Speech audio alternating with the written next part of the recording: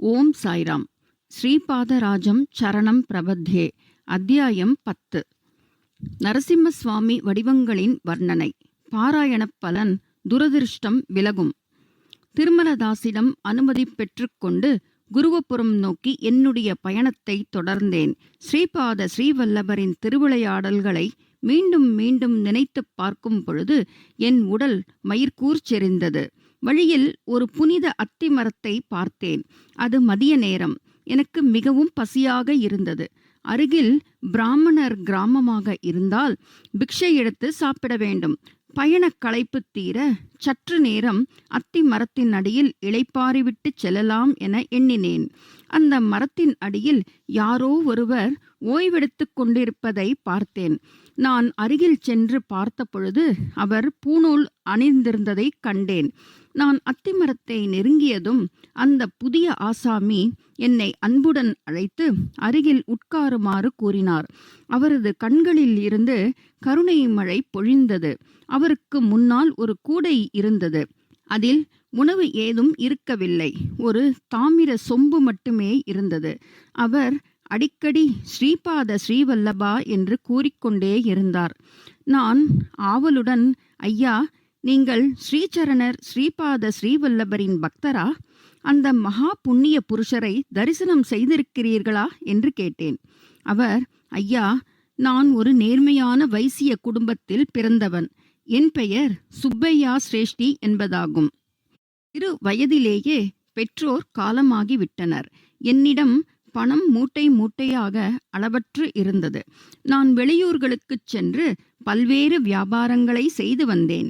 நான் அடிக்கடி காஞ்சிபுரத்திற்கு செல்வேன். அந்த நகரத்தில் சிந்தாமணி என்ற தாசியுடன் எனக்கு தொடர்பு ஏற்பட்டது.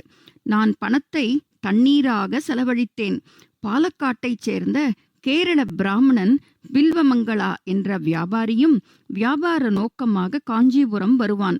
அவன் வாசனாதி திரவியங்களை வெளிநாட்டவர்களுக்கு பண்டமாற்று முறையில் கொடுத்து வைரங்களையும் குதிரைகளையும் பெற்றுக்கொண்டிருந்தான். சில சமயம் இருவரும் கூட்டாக வியாபாரம் செய்வோம். அரசர்களும் சக்கரவர்த்திகளும் எங்களிடமிருந்து உயர்ந்த ஜாதி குதிரைகளை வாங்கிக் கொண்டிருந்தார்கள்.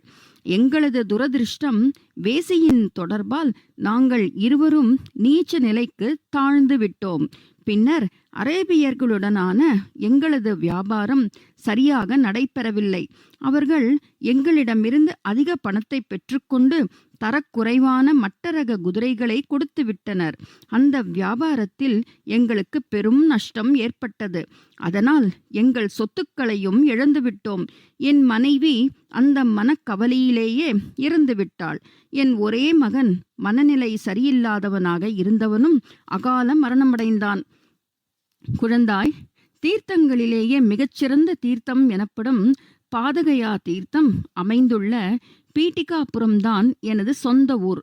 என் அறியாமையினால் நான் தெய்வங்களையும் பிராமணர்களையும் நிந்தித்து கொண்டிருந்தேன். கொடுத்த கடனை திரும்பப் பெற பல்வேறு கொடுமையான முறைகளை கடைபிடித்து வந்தேன். ஒரு முறை அப்பலராஜ சர்மா வீட்டிற்கு ஐயனவில்லி கிராமத்திலிருந்து அநேக உறவினர்கள் வந்திருந்தனர். ஸ்ரீ அப்பலராஜா சர்மாவிடம் அவர்களுக்கு உணவு, இருப்பிடம், பொருள் வசதி செய்து தர போதிய அளவு பணம் இல்லை. ஸ்ரீ சிரேஷ்டியை கேட்டால் அவர் அனைத்து பொருட்களையும் இலவசமாகவே அவரது குடும்ப புரோகிதர் ஸ்ரீ அப்பலராஜ சர்மாவிற்கு கொடுத்து விடுவார். ஆனால் அப்பலராஜ சர்மா எவ்விதமான தானங்களையும் ஏற்றுக்கொள்ள மாட்டார். தவிர்க்க முடியாத காலகட்டத்தில் எங்கள் கடையிலிருந்து ஒரு வராகன் மதிப்புள்ள பொருட்களை கடனாக பெற்றுச் சென்றார். உறவினர்கள் சென்ற பின் நான் ராஜசர்மாவிடம் என் கடனை திருப்பித் தரும்படி வற்புறுத்தினேன். அதற்கு ராஜசர்மா தன்னிடம் பணம் இல்லை எனவும் பணம் கிடைத்தவுடன் கண்டிப்பாக கடனை திருப்பிக் கொடுத்து விடுவதாகவும் கூறினார். நான் வட்டிக்கு வட்டி வாங்குவதில் மிக திறமைசாலி. காலம் கடந்து கொண்டிருந்தது. நாட்கள் ஓடின. நான் வட்டிக்கு வட்டி போட்டு போலி கணக்கு தயார் செய்தேன். சர்மாவிடம் கடனை திருப்பிக் கொடுக்கும்போது 10 வராகன்கள் தர வேண்டும் என நிர்பந்தித்தேன். அந்த அளவு பணம் கொடுக்க வேண்டும் என்றால் ராஜசர்மா வீட்டையே விற்றாக வேண்டும். அப்பொழுதைய நிலவரப்படி நான் வீட்டை வாங்கிக் கொண்டு 1 வராகன் அல்லது 2 வராகன்தான் முழு திருப்தியுடன் தருவேன். இதை நான் அனைவர் முன்னிலையிலும் கூறினேன். என்னுடைய விலை ராஜசர்மாவிற்கு ஏற்றதாக இல்லை. என்னுடைய தீய எண்ணத்தை கவனித்த பைண்ட வெங்கடப்பைய சிரேஷ்டி, கொடியவனே, பணத்தாசை உன் கண்களை மறைக்கிறது. எங்கள் குடும்ப புரோகிதரை அவமானம் செய்து எங்களையும் இழிவுபடுத்துகிறாய். நீ உன் நோக்கத்தை மாற்றிக்கொள்ளாவிடில் பெரிய நஷ்டத்திற்கு ஆளாவாய். பவித்திரமான அக்னியை போன்ற ராஜசர்மாவை துன்புறுத்துவதால் நீ ரௌரவம் மற்றும் பிற நரகங்களில் விழுந்து அவஸ்தைப்படுவாய் என்று கூறினார். ஒருமுறை ஸ்ரீபாதர் பைண்ட வெங்கடப்பைய சிரேஷ்டியின் வீட்டில் இருந்தார். நான் கிண்டலும் குத்தலுமாக சிரேஷ்டியிடம், ராஜசர்மா என் கடனை திருப்பிக் கொடுக்க முடியவில்லை என்றால் அவரின் மகன்களில் ஒருவரை என் கடைக்கு வேலை செய்ய அனுப்பட்டும், அல்லது அவரே வந்து வேலை செய்யட்டும். ஒரு பையன் குருடன், ஒருவன் நொண்டி, 3ஆவதான ஸ்ரீபாதரோ 3 வயது குழந்தை. பின் எப்படி அந்த கடனை அடைத்து தீர்ப்பது என்று கேட்டேன். பைண்ட வெங்கடப்பைய சிரேஷ்டியின் மனம் மிகவும் வேதனை அடைந்தது. வெள்ளம் போல கண்ணீர் தாரை தாரையாக ஓடியது. ஸ்ரீபாதர் அவரது பிஞ்சு தெய்வீக கரங்களால் அவரது கண்ணீரை துடைத்து, தாத்தா, யாமிருக்க பயமேன்? இப்பொழுது ஏன் பயப்படுகிறீர்கள்? ஹிரண்யாக்ஷனையும் ஹிரண்ய கசிபுவையும் கொன்ற எனக்கு சுப்பையாவின் கடனை திருப்பித் தருவது முடியாத காரியமா என்ன என்று கேட்டார். ஸ்ரீபாதர் என்னை நோக்கி, நான் உங்கள் கடனை தீர்க்கிறேன், வாருங்கள், உங்கள் கடைக்குச் செல்வோம். உங்கள் கடையில் வேலை செய்து உங்கள் கடனை தீர்ப்பேன். அந்த கடன் தீர்ந்த பிறகு மகாலட்சுமி உங்கள் வீட்டில் இருக்க மாட்டாள். நன்றாக யோசித்துச் சொல் என்றார். கண்மூடித்தனமான ஆணவத்தாலும் கொடூர புத்தியாலும் நான் அதற்கு ஒப்புக்கொண்டேன். பைண்ட வெங்கடப்பைய சிரேஷ்டி ஸ்ரீபாதரை தோளில் தூக்கிக் கொண்டு என் கடைக்கு வந்தார். சுப்பையா, ஸ்ரீபாதருக்கு பதிலாக அவரது இடத்தில் நான் வேலை செய்வேன், உனக்கு சம்மதமா என்று கேட்டார். நான் அதற்கும் ஒப்புக்கொண்டேன். அதே நேரத்தில் ஜடாமுடியுடன் கூடிய ஒரு சந்நியாசி என்னிடம் வந்து, சுப்பையா சிரேஷ்டியின் கடை எங்கிருக்கிறது என்று கேட்டார். நான் அவரிடம், நான் தான் சுப்பையா சிரேஷ்டி எனவும் இந்த கடை என்னுடையதுதான் என்றும் கூறினேன். சந்நியாசி, ஐயா, எனக்கு ஒரு தாமிர சொம்பு உடனடியாக வேண்டும். விலை எவ்வளவாக இருந்தாலும் பரவாயில்லை என்றார். எனக்கு அந்த தாமிர சொம்பை கொடுத்து விட்டால் உடனே சென்று விடுவேன் என்றும் கூறினார். என்னிடம் 32 தாமிர சொம்புகள் இருந்தன. ஆனால் என்னிடம் ஒரே ஒரு தாமிர சொம்புதான் உள்ளது எனவும் 10 வராகன் கொடுத்தால் அதை கொடுப்பதாகவும் கூறினேன். அவர் உடனே ஒத்துக்கொண்டார். ஆனால் ஒரு நிபந்தனை இட்டார். பைண்ட வெங்கடப்பைய சிரேஷ்டியின் மடியில் அமர்ந்திருக்கும் ஸ்ரீபாதர் தன் கைகளினால் அந்த தாமிர சொம்பை தர வேண்டும் என்றார். ஸ்ரீபாதரும் அதற்கு ஒப்புக்கொண்டார். அந்த சந்நியாசி ஸ்ரீபாதர் கையால் அந்த தாமிர சொம்பை பெற்றுக்கொண்டார். ஸ்ரீபாதர் சிரித்தார். அந்த சாதுவும் சந்தோஷமாக சிரித்தார். ஸ்ரீபாதர் அந்த சந்நியாசியிடம், உன் ஆசை நிறைவேறிவிட்டது. மகாலட்சுமி தேவியானவள் பரிபூர்ணமாக உங்கள் வீட்டில் நிரந்தரமாக வாசம் செய்வாள். இந்த சந்நியாசி வேஷத்தை கலைத்துவிட்டு உன் வீட்டிற்குச் செல். உன் மனைவி குழந்தைகள் உனக்காக காத்திருக்கிறார்கள் என்றார். அந்த ஜடாமுடியுடன் கூடிய சந்நியாசி முழு மன நிறைவுடன் அங்கிருந்து சென்றார். வெங்கடப்பைய சிரேஷ்டியையும் அப்பலராஜ சர்மாவையும் இழிவுபடுத்த வேண்டும் என்பது என் விருப்பம். அந்த நாள் என்னுடைய ஆசை நிறைவேறியது. நான் இன்று தாமிர சொம்பு விற்றதனால் எனக்கு அதிக பணம் கிடைத்தது. எனக்கு அப்பலராஜ சர்மா கொடுக்க வேண்டிய 10 வராகன் திரும்ப வந்து விட்டதாக எண்ணினேன். ஆகையால் இந்த க்ஷணத்திலிருந்து ஸ்ரீபாத ஸ்ரீவல்லபர் என்னுடைய அடிமைத்தனத்திலிருந்து விடுதலை பெற்றுவிட்டார் என்றேன். ஆனாலும் ஸ்ரீ பைண்ட வெங்கடப்பைய சிரேஷ்டி காயத்ரி தேவியை சாட்சியாக வைத்து சத்தியம் செய்யுமாறு கேட்டுக்கொண்டார். துரதிருஷ்டவசமாக நானும் அவ்வாறே சத்தியம் செய்து கொடுத்தேன். குழந்தாய் சங்கர் பட், அவதூதர்கள் சித்த புருஷர்களிடமிருந்து ஒரு சிறிய தாமிரத் துண்டு பெற்றுக்கொண்டால் அவர்களது அருளின் அடையாளமாக அதை பெறுபவர்கள் எல்லையில்லா செல்வ வளங்களை அடைவார்கள். அந்த சந்நியாசி எவ்வளவு அதிர்ஷ்டசாலி! ஸ்ரீ தத்தரின் புதிய அவதாரமான ஸ்ரீபாதரிடம் இருந்து மிக்க அருளாசியுடன் ஒரு தாமிர சொம்பை பெற்றுச் சென்றார். நான் ஒரு துரதிர்ஷ்டசாலி. அந்த க்ஷணத்திலிருந்து என்னிடம் இருந்த லக்ஷ்மி கடாட்சம் உடல், மனம், ஆத்மா மூன்றிலிருந்தும் குறையத் தொடங்கியது. ஸ்ரீபாதரின் திருவிளையாடல்கள் நம் நினைவிற்கும் கற்பனைக்கும் எட்டாதவைகளாகும். அவர் முன்னிலையில் கூறும் ஒவ்வொரு வார்த்தையும் சத்தியமாகிவிடும். என்னிடம் 32 தாமிர சொம்புகள் இருக்கும் பொழுது ஒன்றுதான் இருப்பதாக பொய் கூறினேன். ஸ்ரீபாதர் என் பொய்யை உண்மையாக்கிவிட்டார். ஸ்ரீபாதரும் ஸ்ரீ பைண்ட வெங்கடப்பைய சிரேஷ்டியும் சென்ற பிறகு நான் கடையில் சோதித்துப் பார்த்த பொழுது 31 பதிலாக ஒரே ஒரு தாமிர சொம்பு மட்டுமே இருந்தது. நான் 10 வராகங்கள் பெறுவதற்கு பொய்க்கணக்கு காண்பித்தேன். இந்த லீலையினால் ஸ்ரீபாதர் ஸ்ரீ அப்பலராஜ சர்மாவின் குற்றங்களை நீக்கினார். விடியற் காலையும் சாயங்காலமும் மிக மிக புனிதமான நேரங்களாகும். விடியற்காலை சந்தியிலும் மாலை வேளை சந்தியிலும் அக்னி தேவரை வழிபடுதல் மிக மிகச் சிறந்த பலன்களை அளிக்கும். விடியற்காலையில் சூரியனுடைய முழு சக்தியும் பலன் கொடுக்க தயாராக உள்ளது. மாலை சந்தியில் அது மீண்டும் சூரியனை சென்றடைய தயாராக உள்ளது. பின்னர் நான் தானங்களை பெற்றுக்கொள்வதால் புண்ணியம் குறையும் என்றுதான் கேள்விப்பட்டிருக்கிறேன். ஆனால் தானத்தை ஏற்றுக்கொள்ள மறுப்பதும் பாவமாகும் என்பதை தாங்கள் மட்டுமே சொல்லக் கேட்கிறேன். இதை புரிந்து கொள்ள இயலவில்லை. அது மட்டுமல்ல, ஸ்ரீபாதரை ஸ்ரீ தத்தாத்ரேய அவதாரி என்று கூறுவது மட்டுமல்லாது நரசிம்மர் மற்றும் சிவனின் அவதாரமாகவும் கூறுகிறார்கள். அனுசுயா தத்துவம் எங்கனம் சிவனுக்குள் புதைந்துள்ளது என எனக்கு புரியவில்லை. தயவு செய்து விரிவாக கூறவும் என்று கேட்டேன். அதற்கு சுப்பையா சிரேஷ்டி, நீ பசியுடன் இருக்கிறாய். ஸ்ரீபாத ஸ்ரீவல்லபர் அவரது சீடர்களுக்கு வீட்டிற்கு வருவோருக்கு ஜாதி, இனம், மதம் பார்க்காமல் குடிப்பதற்கு நல்ல தண்ணீரும் உண்ணுவதற்கு நல்ல உணவும் தருமாறு அறிவுரை கூறுவார். அருகில் ஒரு குளம் இருக்கிறது. நீ போய் குளித்துவிட்டு வா. நான் போய் 2 வாழை இலைகளை வாழை தோட்டத்திலிருந்து கொண்டு வருகிறேன். வெள்ளரிக்காய் பருப்பு கூட்டுடன் சேர்ந்த சாப்பாடு உள்ளது. அது இனிய அமிர்தம் போல் இருக்கும் என்று கூறிச் சென்றான். எனக்கு மிக ஆச்சரியமாக இருந்தது. அந்த கூடையில் எதுவும் இல்லை. ஒரு தாமிர சொம்பு மட்டும்தான் உள்ளது. அதற்குள் உணவுப் பொருளோ பழங்களோ காய்கறிகளோ கிழங்குகளோ இல்லை. மேலும் வெள்ளரிக்காய் கூட்டு தொட்டுக்கொள்ள கிடைக்கும் என்று வேறு கூறுகிறான். நான் எதை பற்றியும் கவலைப்படாமல் குளத்திற்குச் சென்று கை கால்களை கழுவிக்கொண்டு வந்துவிடலாம் என நினைத்து கொண்டிருந்தேன். சுப்பையா சிரேஷ்டி வாழை இலை கொண்டு வர வாழை தோட்டம் பக்கம் சென்றான். நான் குளித்துவிட்டு வந்தேன். சுப்பையா சிரேஷ்டி 2 வாழை இலைகளை கொண்டு வந்தான்.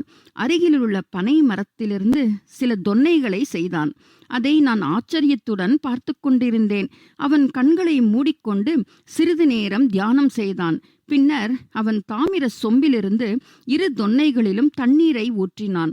அந்த சொம்பிலிருந்து தண்ணீர் வருவது ஆச்சரியமாக இருந்தது. அதே சொம்பிலிருந்து அவன் வெள்ளரிக்காய் பருப்பு கூட்டையும் பரிமாறினான். பின்னர் அன்னத்தை பரிமாறினான். நாங்கள் இருவரும் அந்த உணவை வயிறார பிரசாதமாக உண்டோம். நாங்கள் சாப்பிட்டு முடித்தவுடன் அந்த சொம்பு மீண்டும் காலியாகிவிட்டது. மாலை சந்தியா வேளை சிவபூஜையின் பலன். ஸ்ரீபாதர் அனைத்து தெய்வங்களின் ஐக்கிய ஸ்வரூபம். சனி கர்மகாரகன், ஒருவரது செயலுக்கு பலன் தருபவன். கோள்களில் ராகு கேது சாயா கிரகங்கள் ஆகும். ராகு சனியைப் போல பலன் கொடுக்கும். கேது செவ்வாயைப் போல பலனை கொடுக்கும். சனி சூரியனின் மகன். நாம் செய்யும் அனைத்து செயல்களுக்கும் சாட்சியாவார்.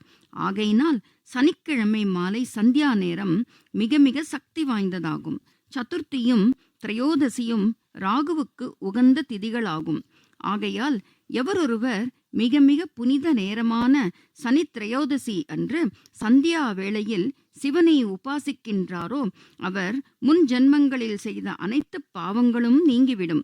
ஸ்ரீபாதர் செவ்வாய் கிரகத்தின் ஆதிக்கத்தில் சித்திரை நட்சத்திரத்தில் அவதரித்தார். ஆகையால் சித்திரை நட்சத்திரத்தில் அவரை பூஜித்தால் அனைத்து கிரக தோஷங்களும் நீங்கிவிடும். சண்டைகள், விபத்து, அகால மரணம், ஆயுதங்களால் துர்மரணம், வறுமை, ஏழ்மை, கடன் தொல்லை இவற்றிற்கு காரணம் செவ்வாய் கிரகமாகும். ருண என்றால் கடன், பாவம். அருண என்றால் பாவம் இன்மை.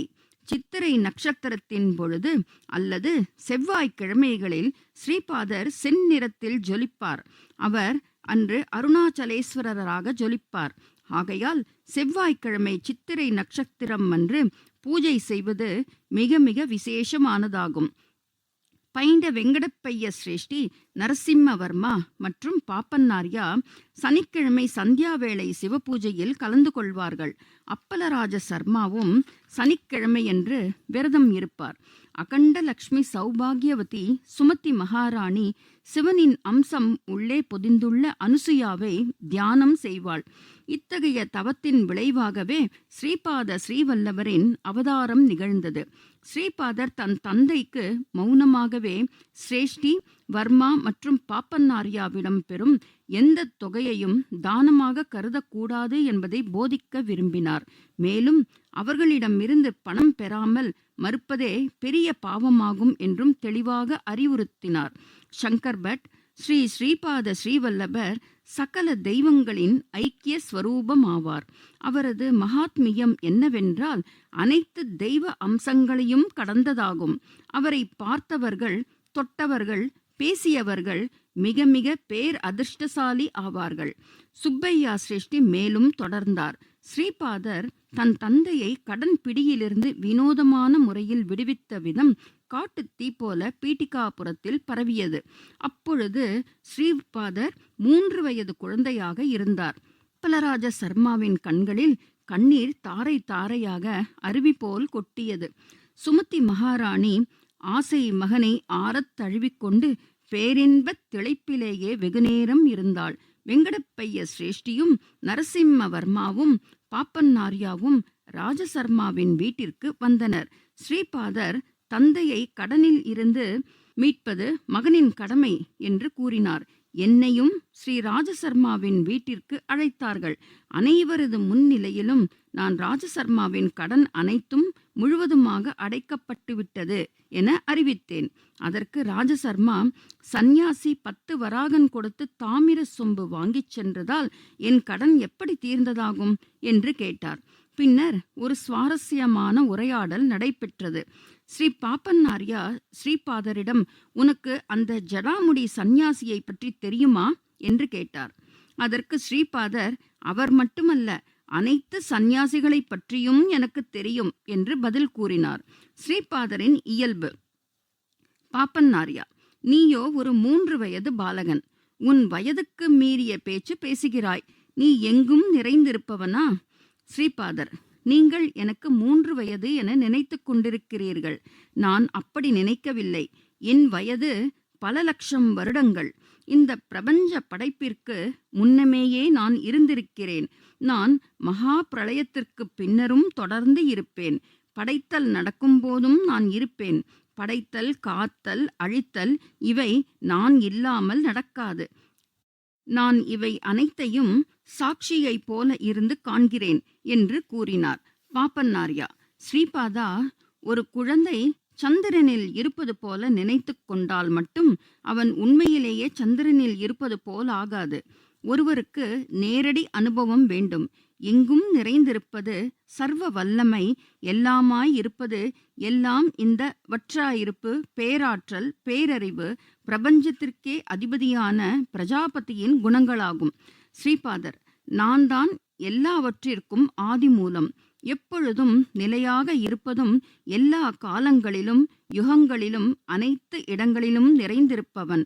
அந்தந்த காலத்தில் இடத்தின் தேவைக்கேற்ப அதுவே தன்னை தானாகவே வெளிக்காட்டிக் கொள்ளும். ஆகையால் நான் சில இடங்களில் என்னை வெளிக்காட்டிக் கொள்ளாததால் நான் இல்லை என்று ஆகிவிடாது. நான் அன்னமய கோசத்திலும், பிராணமய கோசத்திலும், மனோமய கோசத்திலும், விஞ்ஞானமய கோசத்திலும், ஆனந்தமய கோசத்திலும் உறைபவன். உணவு, உயிர், மனம், ஞானம், ஆனந்தம் என்ற 5 உரைகள் போன்ற பிரிவுகள் உடலில் உள்ளன. அவை அனைத்தும் நான் இருப்பதாலேயேதான் செயல்படுகின்றன. ஏதேனும் ஒரு கோசத்தில் நான் இருக்கிறேன் என்பதை உனக்கு நான் அனுபவமாக அளித்தால் நான் அந்த கோசத்தில் இருப்பதை நீ உணர்ந்து கொள்வாய். ஆனால் நான் அந்த அனுபவத்தை பிற கோசங்களில் உனக்கு அளிக்காததால் நான் அந்த கோசங்களில் இல்லை என்று அர்த்தமாகாது. நான் அனைத்து காலங்களையும் இடங்களையும் கடந்தவன். அனைத்து விதமான ஞானமும் என் பாதுகையில் உள்ளன. இந்த பிரபஞ்சத்தின் அனைத்து படைப்புகளும் என் இஷ்டம் போலத்தான் தோன்றியுள்ளன. இதற்கு மேல் நான் சர்வ வல்லமை உடையவன் என்பதற்கு என்ன சாட்சி வேண்டும்? அப்பலராஜ சர்மா: அன்புள்ள குழந்தாய், நீ பிறந்ததிலிருந்தே எங்களுக்கு ஒரு ஆச்சரியம்தான். நீ மீண்டும் மீண்டும் நீதான் தத்தாத்ரேயர் என்று கூறிக்கொண்டிருக்கிறாய். அது மட்டுமின்றி நரசிம்ம சரஸ்வதியாக அவதாரம் எடுப்பாய் என்றும் கூறுகிறாய். மக்கள் காகம் போன்றவர்கள். உன் பல்வேறு செயல்பாடுகளையும் பேய் பிடித்தவன், மனநிலை சரியில்லாதவன், ஏதோ தந்திரவாதி என்று பல பெயர்கள் இட்டு அழைக்கிறார்கள். நாம் பிராமணர்கள். நாம் தர்ம சாஸ்திரங்களின் வழி நடப்பதே உகந்தது. அதை விட்டுவிட்டு நான் ஒரு அவதாரம், தெய்வீக அம்சம் என்று கூறுவது சற்று மிகையாக உள்ளது. ஸ்ரீபாதர்: அப்பா, நான் நீங்கள் கூறுவது எதையும் மறுக்கவில்லை. நான் உண்மையை மட்டும்தான் பேச வேண்டும், இல்லையா? எனக்கு வேண்டிய பாலின் விஷயம் வந்தபோது வினோதமாக இருந்தது. நான் ஸ்ரீ தத்தாத்ரேயர் இல்லை என்று கூறுவதால் பஞ்சபூதங்கள் சாட்சியாக உண்மைக்கு புறம்பானதை சொன்ன குற்றம் வருமல்லவா? சூரியனை பார்த்து ஒருவர் அது சூரியன் இல்லை என்று கூறுவதால் மட்டுமே அது வேறு பொருள் ஆகிவிடுமா? சத்தியம் என்பது நேரத்திற்கும் இடத்திற்கும் கட்டுப்பட்டது இல்லை. பீட்டிகாபுரத்து பிராமணர்கள் தங்கள் உடலையே தாமாக பாவித்து மனித தர்மத்தை அனுசரித்து வாழ்கிறார்கள். அதே போலத்தான் நான் மீண்டும் மீண்டும் கூறுகிறேன். நான் தான் ஸ்ரீ தத்தாத்ரேயர், எங்கும் நிறைந்த, எல்லாம் அறிந்த, சர்வ வல்லமையுடைய ஸ்ரீ தத்தாத்ரேயர். ஒருவேளை காலங்கள், யுகங்கள் மாறலாம், பல்வேறு உலகங்கள் படைத்து காத்து அழிக்கப்படலாம். ஆனாலும் நான் தான் ஸ்ரீ தத்தாத்ரேயர் என்பது எப்படி இல்லாமல் போகும்? பாப்பன்னாரியா: ஸ்ரீபாதா, அந்த சந்நியாசி சென்றவுடன் 31 சொம்புகளுக்கு பதிலாக ஒரே ஒரு சொம்பு மட்டுமே இருந்தது. நீ அவை மறையுமாறு ஏதாவது மந்திரம் மாயம் செய்தாயா? ஸ்ரீபாதர்: ஒவ்வொரு நிகழ்ச்சியும் காலம், விதி இவற்றின் வசத்தில்தான் உள்ளது. காரண காரியம் இல்லாமல் எந்த ஒரு நிகழ்ச்சியும் நடைபெறுவது இல்லை. இது இயற்கை நியதி. இதை மீறவே முடியாது. முற்பிறவியில் சுப்பைய சிரேஷ்டி காட்டுப்பகுதியில் உள்ள ஒரு தத்தர் கோவிலில் பூசாரியாக இருந்தான். மக்கள் மிக மிக அரிதாகவே அந்த காட்டிலுள்ள தத்தரை தரிசிக்க வருவார்கள். அவன் பெண் பித்து பிடித்தவனாக இருந்தான். அது ஒரு குறுக்கு வழியை காட்டியது. காம வயப்பட்ட இவன் தலைமுறை தலைமுறையாக முன்னோர்கள் பூஜித்து வந்த தத்தாத்ரேயரின் பெரிய செப்பு சிலையை விற்க முற்பட்டான். அதிலிருந்து கிடைத்த பணத்தை தன் கள்ளக் காதலிக்கு கொடுத்து விட்டான். மக்களிடம் திருடர்கள் அந்த தத்தாத்ரேயர் சிலையை திருடிக்கொண்டு சென்று விட்டதாக கூறினான். அந்த சந்நியாசியாக வந்தவர் முன் ஜன்மத்தில் லௌகீக வாழ்வில் பொற்கொல்லராக இருந்தார். அவர் பணத்தாசை காரணமாக அந்த தத்தாத்ரேயர் சிலையை உருக்கிவிட்டார். இப்பிறவையில் மிக மிக ஏழையாக பிறந்தார். அந்த பூஜாரி தத்தாத்ரேயரை பூஜை செய்ததன் புண்ணியத்தின் காரணமாக நல்ல பணக்கார குடும்பத்தில் பிறந்தார். அந்த பிறவியில் உருக்கப்பட்ட தத்தாத்ரேயர் சிலை 32 தாமிர சொம்புகளாக செய்யப்பட்டு விற்கப்பட்டு விட்டன. அந்த பொற்கொல்லர் ஸ்ரீ நரசிம்மரை வழிபட்டு வந்தார். அவர் அந்த தாமிர சொம்புகளை நரசிம்மர் முன்னிலையில் தயாரித்தார். ஆகையால் கடவுளின் விருப்பப்படி ஸ்ரீ நரசிம்மரின் 32 அவதாரங்களின் குணங்கள் அந்த தாமிர சொம்புகளில் குடிக்கொண்டன. அந்த பக்தர் முற்பிறவி வினை பற்றி தெரிந்து கொண்டு என்னை முழு பக்தியுடன் வழிபட்டு வந்தான். அவர் வருந்தி மனம் உருகி தன் வறுமை நீங்க பிரார்த்தனை செய்தான். நான் அவன் கனவில் தோன்றி பீட்டிகாபுரம் வந்து 10 வராகன்கள் கொடுத்து என் கையால் தாமிர சொம்பை வாங்கி கொண்டு என்னை சுப்பைய சிரேஷ்டியின் அடிமைத்தனத்திலிருந்து மீட்குமாறு கேட்டுக்கொண்டேன். அவ்வாறே அவன் செய்து அதிர்ஷ்டசாலி ஆனான். நான் அவனுடைய பணக்கஷ்டங்கள் நீங்குமாறு வினோதமான முறையில் ஆசீர்வாதம் செய்தேன். அவருக்கு பணம் கொடுத்தவர்கள் கண்களிலிருந்து தப்பிக்கவே மாறு வேஷத்தில் சந்நியாசியாக வந்தார். இவ்வாறு அந்த சந்நியாசியை பற்றி எனக்கு எல்லா விஷயங்களும் தெரியும். சுப்பையா சிரேஷ்டி தவறான வழியில் எங்கள் குடும்பத்திலிருந்து 10 வராகன் பணம் பெற விரும்பினான். நான் அவன் 10 வராகன் பெற ஏற்பாடு செய்தேன். மாறாக அவனுடைய பூர்வ ஜன்ம புண்ணியங்கள் அனைத்தையும் ஈர்த்து கொண்டு விட்டேன். சுப்பையா சிரேஷ்டி, உன்னுடைய சிந்தாமணியின் ரகசிய தொடர்பு, முறையற்ற பாலியல் செயல்கள் அனைத்தும் எனக்கு தெரியும். உன் கதை என் பக்தர்களை சிரிக்க வைக்கும் நிகழ்ச்சியாக அமையும். என்னை போன்ற சிறு குழந்தைகளுக்கு சிறிய கூடையில் குழந்தைகள் விரும்பும் மிட்டாய்களை விற்று ஜீவனம் நடத்துவாய். உன்னிடம் கடன் வாங்கிய பணத்தை கொண்டு என் பெற்றோர்கள் தம் உறவினர்களுக்கு விருந்து அளித்தார்கள். உன்னை விட எனக்கு நன்றாக வட்டிக் கணக்கு போடத் தெரியும். நீ கொடுத்த பணம் உணவு, பருப்பு, வெள்ளரிக்காய் வாங்கும் அளவிற்கு மட்டுமே இருந்தது. என் தந்தை கஷ்டப்பட்டு சம்பாதித்த பணம் பிற பொருட்கள் வாங்க போதுமானதாக இருந்தது. சாப்பாட்டிற்கே வழியின்றி நீ கஷ்டப்படும் வேளைகளில் உன்னிடம் உள்ள சொம்பிலிருந்து உணவு, பருப்பு, வெள்ளரிக்காய் கிடைக்கும். உனக்கும் உன்னுடன் இருப்பவர்களுக்கும் போதுமான அளவு அதிலிருந்து கிடைக்கும் என்று ஸ்ரீபாதர் ஆணித்தரமாக கூறினார். அந்த ஸ்ரீபாதரின் உணர்வு பயங்கரமாகவும் அழுத்தமானதாகவும் தெய்வீக ஒளியுடன் கூடியதாகவும் இருந்தது. அவரது கண்கள் நெருப்பு கோலங்களாக இருந்தன. அவர் மீண்டும், சுப்பையா சிரேஷ்டி, இன்றிரவு உன் வீட்டின் தெற்கு வாசலுக்கு ஒரு எருமை மாடு வரும்.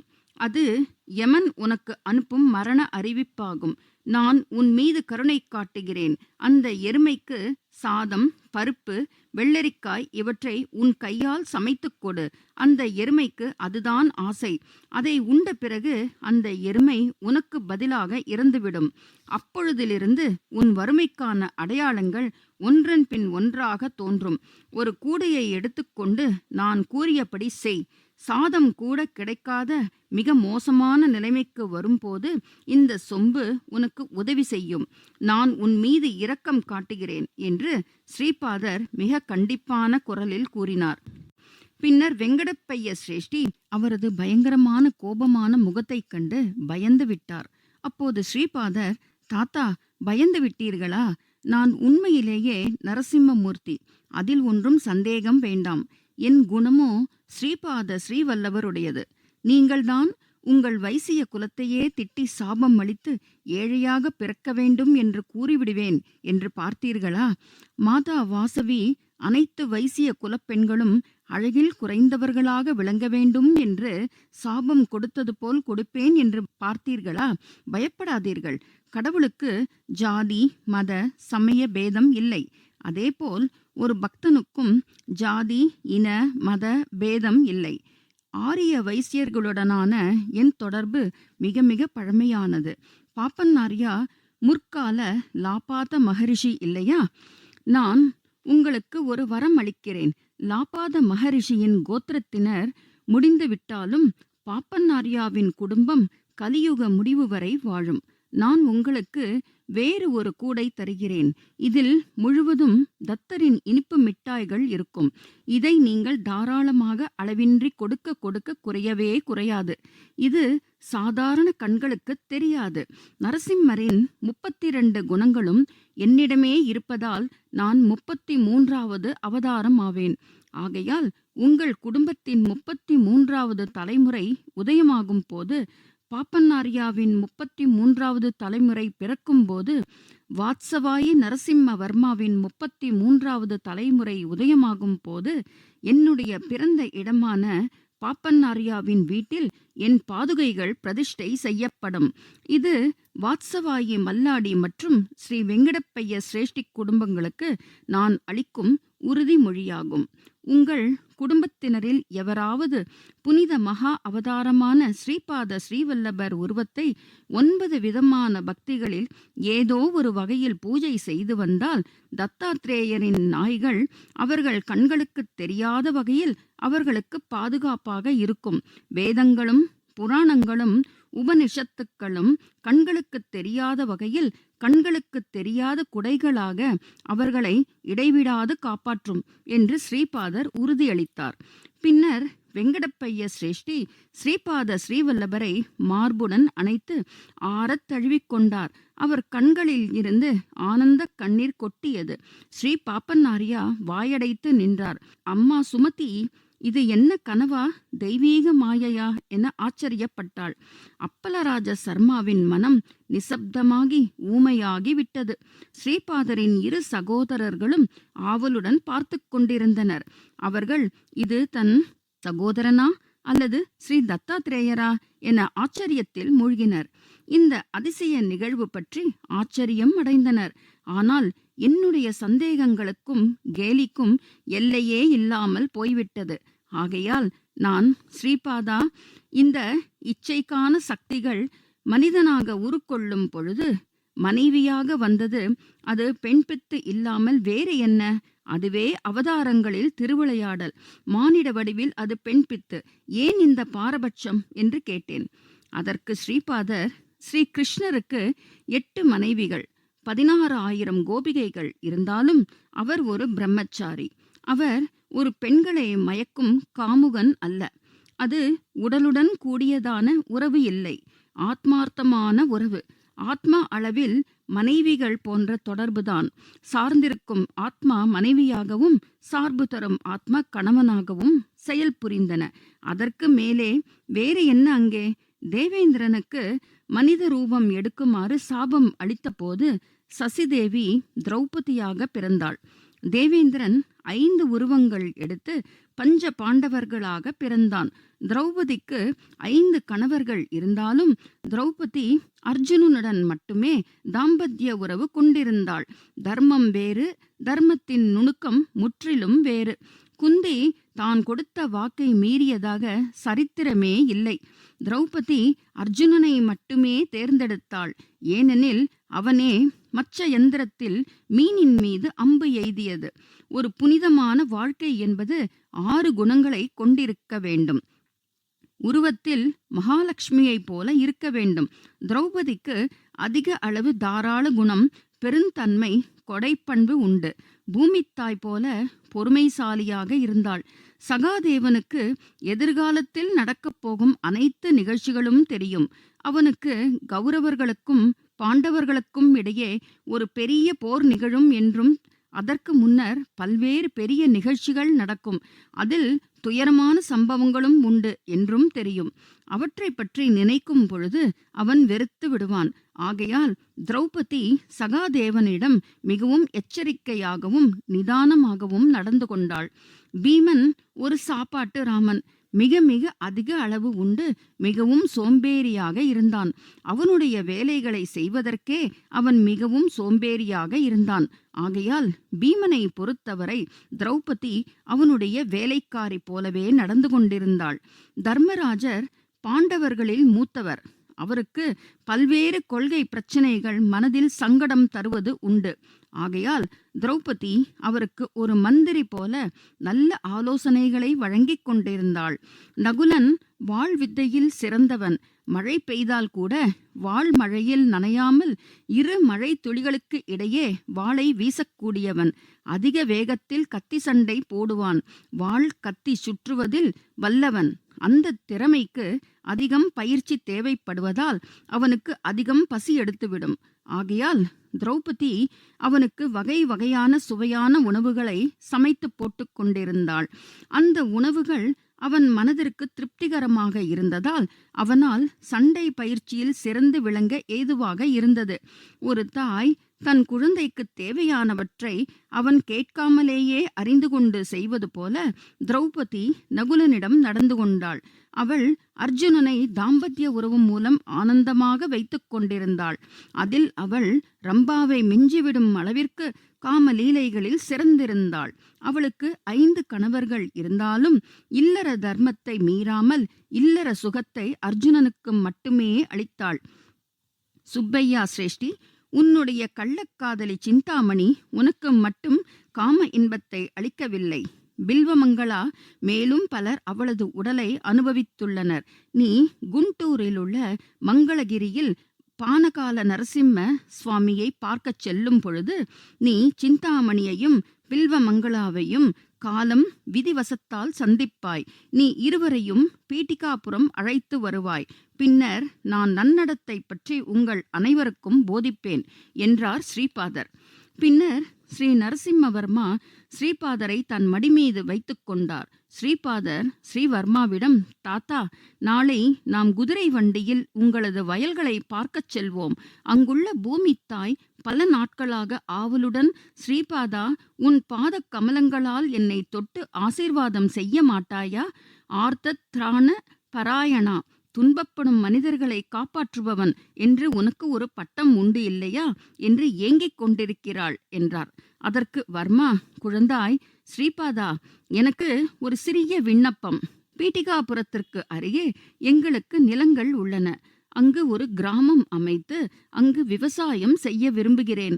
அந்த நிலத்தை விவசாயிகளுக்கு குறைந்த பணத்திற்கு குத்தகைக்கு விட விருப்பம். அந்த பண்ணையை மேற்பார்வை செய்து பரிபாலிக்கும் கர்ணமாக உன்னை நியமிக்கலாம் என இருக்கிறேன். ஐனவில்லி கிராமத்தில் இப்பொழுது கர்ணம் இல்லை இல்லையா என்றார். ஸ்ரீபாதர் அதற்கு சிரித்துக்கொண்டே, தாத்தா, உங்கள் ஜமீன்தார் வேலையை பற்றி நீங்கள் கவலைப்படுகிறீர்கள். என் ஜமீன்தார் வேலையை பற்றி நீங்கள் கவலைப்படவில்லை. இதை நான் ஏற்றுக்கொள்ள முடியாது. முதலில் என்னை அந்த கிராமத்திற்கு மட்டும் கர்ணமாக வேலை செய்ய சொல்வீர்கள். அப்படியென்றால் வரலாற்றில் கண்டிக்கோட்டா ஸ்ரீபாத ஸ்ரீவல்லப ராஜசர்மா இந்த ஒரு கிராமத்திற்கு மட்டும் கர்ணமாக இருந்ததாக எழுதப்படும். ஆனால் என்னுடைய எல்லையோ முழு பிரபஞ்சத்தில் உள்ள அனைத்து அண்டங்கள் வரை விஸ்தீர்ணம் உடையதாகும்.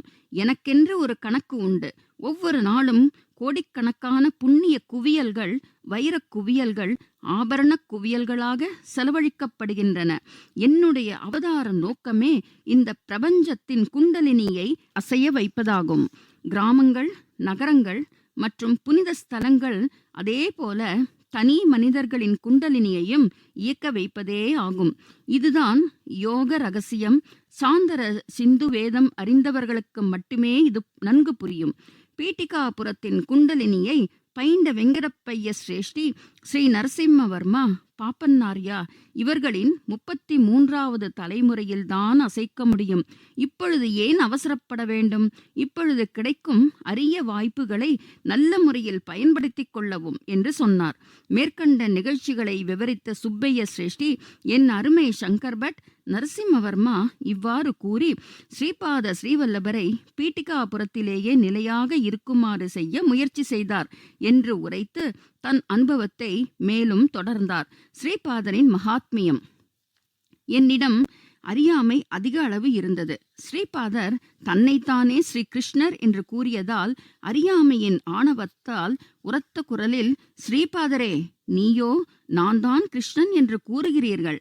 அப்படியென்றால் இந்த அவதாரத்திலும் 8 மனைவிகளும் 16,000 கோபிகைகளும் உள்ளனரா என்று அவரை கேலி செய்யும் விதத்தில் கேட்டேன். அதற்கு ஸ்ரீபாதர் புன்னகையுடன், என்னுடைய 8 வித குணங்களும் 8 மனைவியரை குறிக்கும். என்னுடைய அவதாரம் 16 சக்திகளை உள்ளடக்கியது.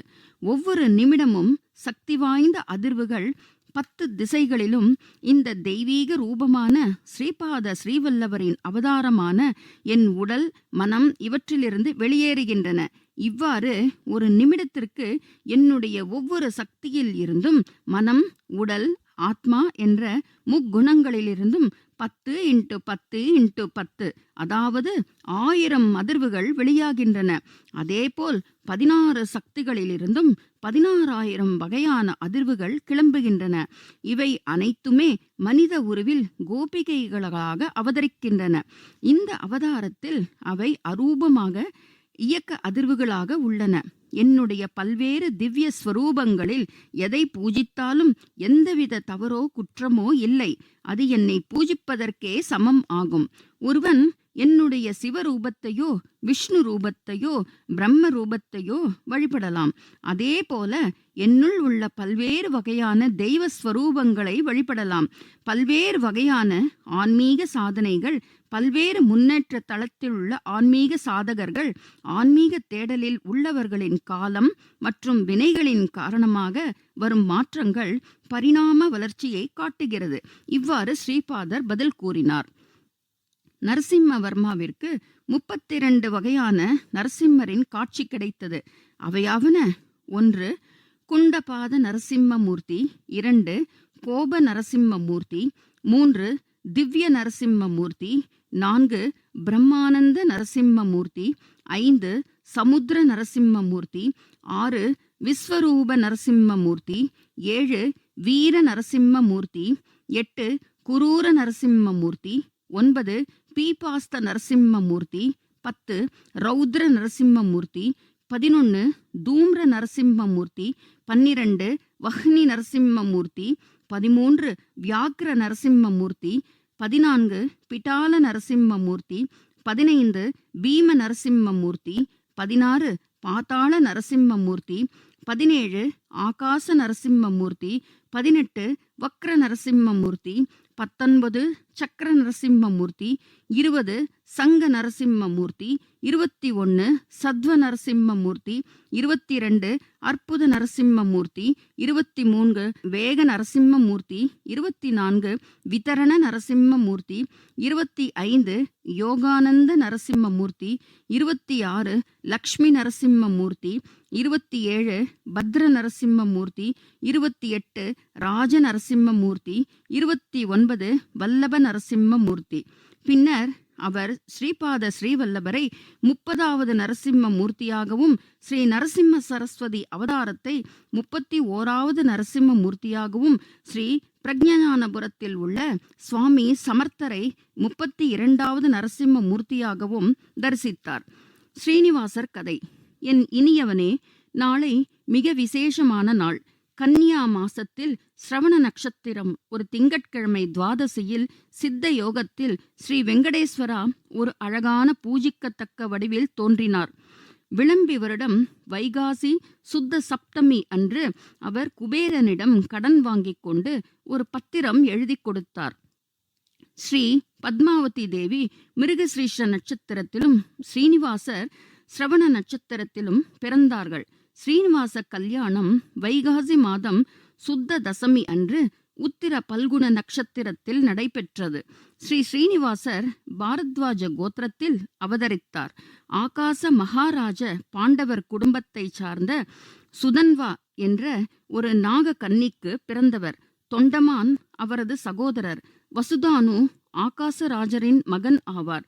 முனி அகஸ்தியரின் அறிவுரைப்படி ஸ்ரீனிவாசர் தன் அரசை சரிபாதியாக வசுதானுவிற்கும் தொண்டமானுக்கும் பிரித்துக் கொடுத்தார்.